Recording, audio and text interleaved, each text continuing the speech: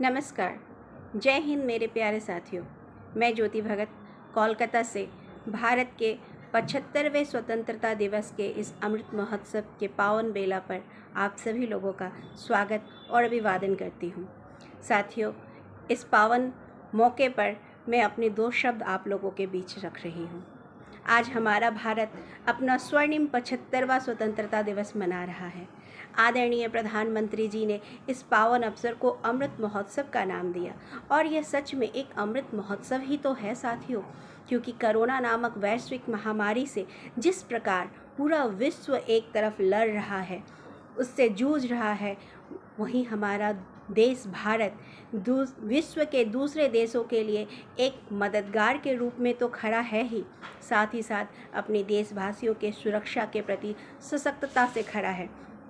हम अनेक क्षेत्र में आगे की ओर प्रगति कर रहे हैं और इस महामारी के काल में हम प्रगति की ओर भी बढ़ रहे हैं, तो यह किसी अमृत बेला से कम तो नहीं।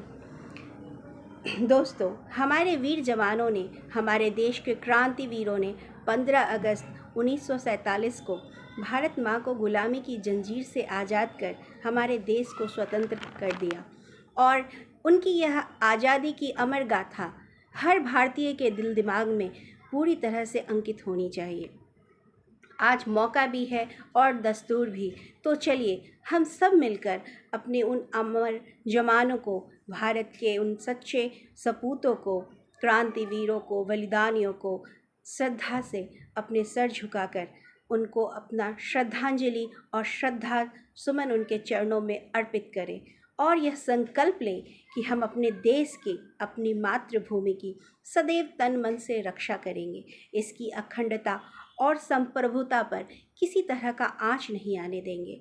अपनी आने वाली पीढ़ी को भी, जो शायद इस आज़ादी की कीमत को उतना नहीं पहचानती, हम अपने अमर जवानों की, देश के वीरों की उस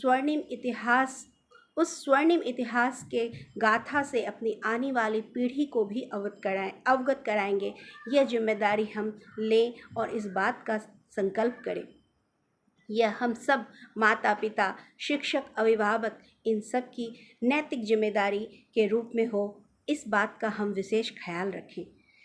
तभी हम अपने देश के सारे बच्चों में, आने वाली नई पीढ़ी में राष्ट्रीयता का, देशभक्ति का निर्माण कर उनके अंदर देशभक्ति का मशाल जलाए रखेंगे।